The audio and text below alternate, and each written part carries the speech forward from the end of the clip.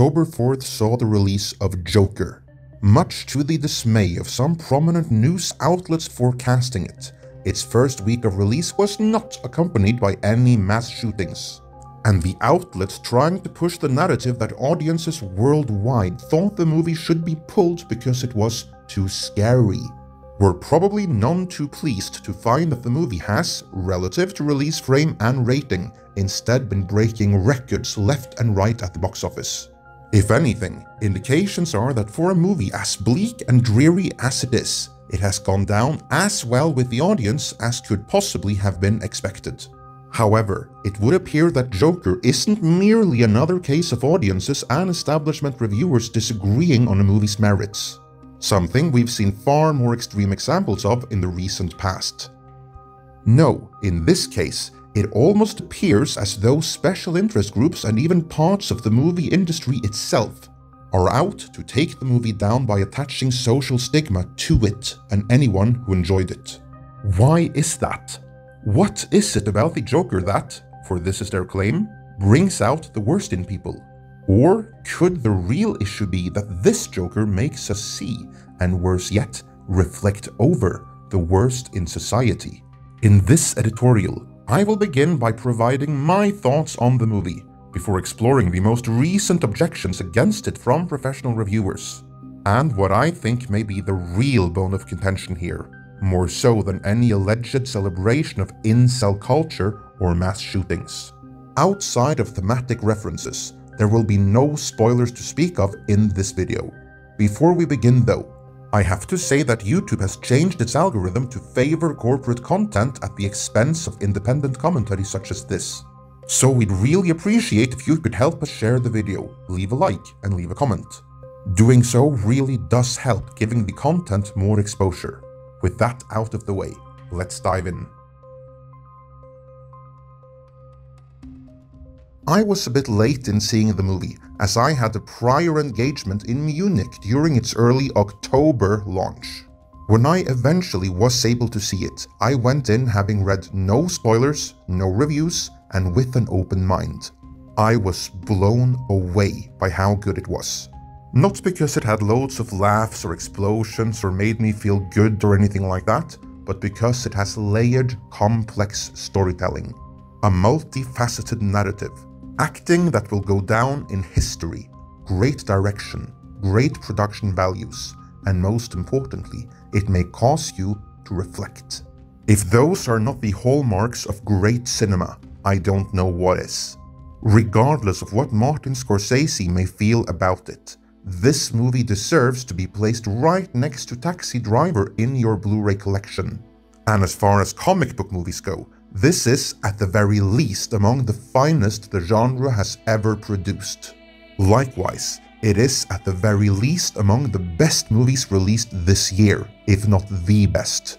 More than that, this movie is one I would not hesitate to call important. Of course, that's just my opinion. Many will and do disagree. I've seen some of the more snobbish reviews claim the movie is but a poor man's Taxi Driver and that it's thematically empty.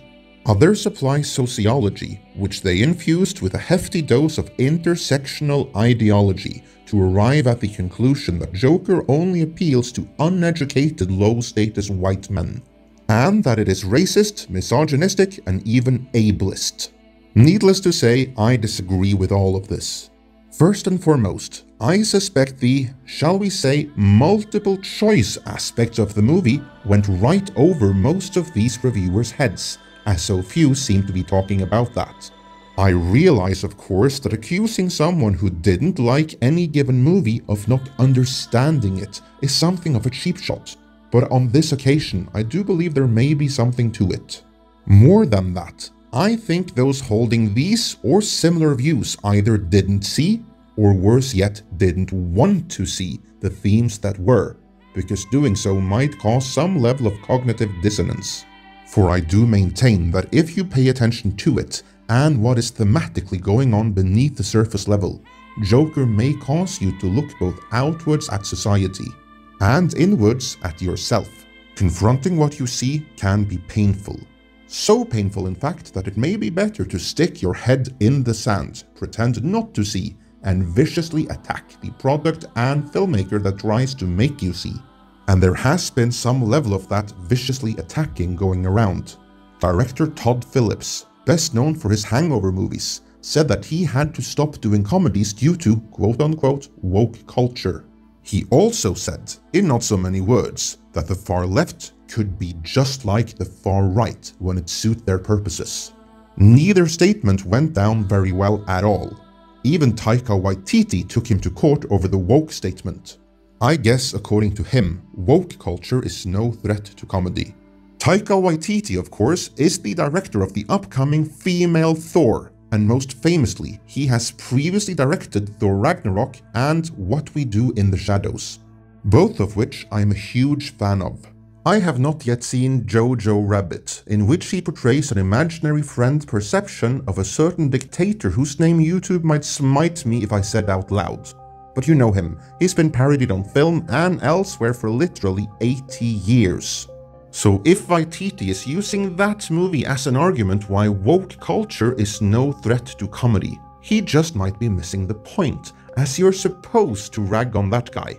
If Waititi really wanted to test whether or not Phillips' assumptions on woke culture have merit, he'd have to step on some toes and see if people are laughing or calling for boycotting him afterwards. To put this to the test, he could, for instance, tweet something either supportive of, say, Trump, or some joke about Greta Thunberg or something, only to later follow it with, "Just kidding everyone, relax." Would such a clarification make the woke Twitterati see his humor and forgive him? Or would they continue to call for his head on a platter anyway? That might be a worthwhile test to conduct before snidely declaring Phillips to be funny.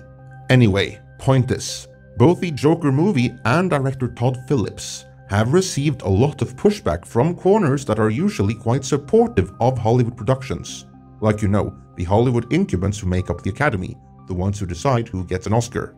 Yet in this case, this is where you'll find those who hold the opinion that the movie is problematic and that it ideally never should have been made at all.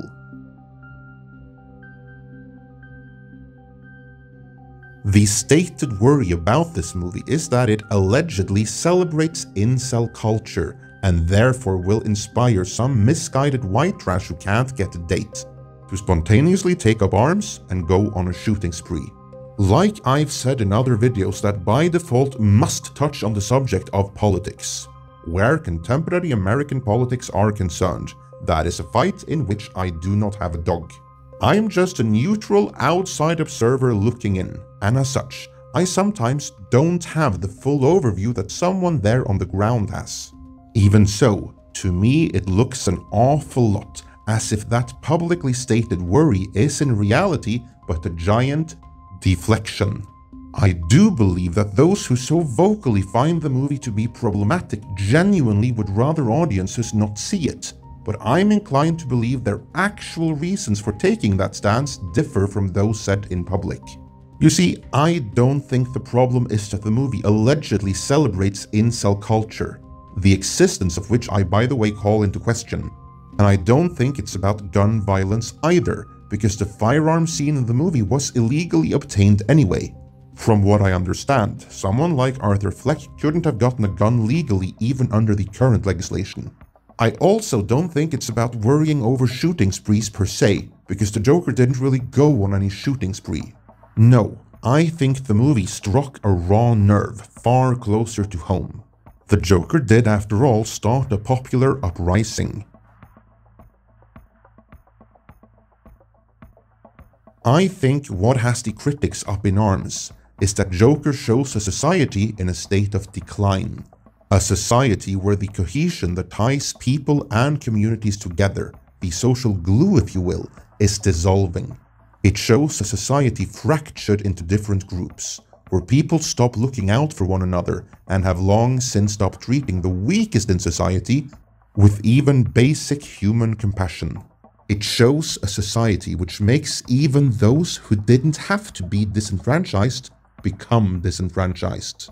And where those who would be disenfranchised anyway becomes something much, much worse.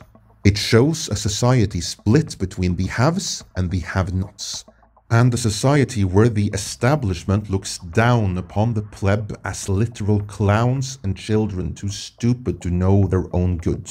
Then, and this may be the worst of all, it shows a society where those very pleb rise up against the establishment, reject the corporatist running to be their new leader, and instead riot and side with the human Molotov cocktail blowing up the establishment system.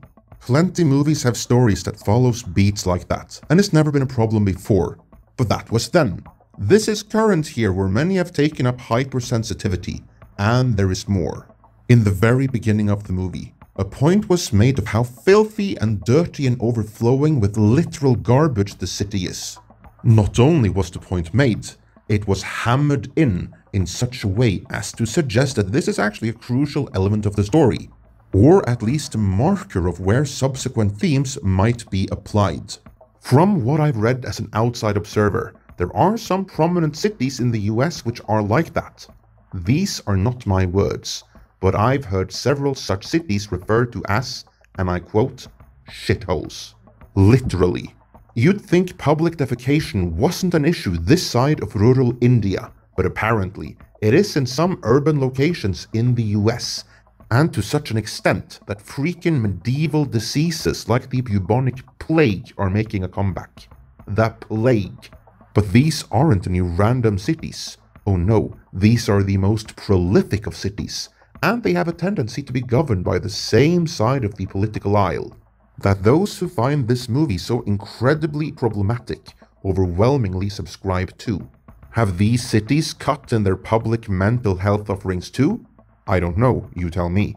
If so, it wouldn't surprise me, because I can't help but think much of the protests are ultimately down to someone feeling the Joker steps on their political sensibilities, and however subtle, in a very public way. Am I wrong? Am I reading too much into this? Or could there be something to my hunch that what's really problematic with the Joker is the political implications that can be read into it, whether they are intentionally there or not? Let me know in the comments.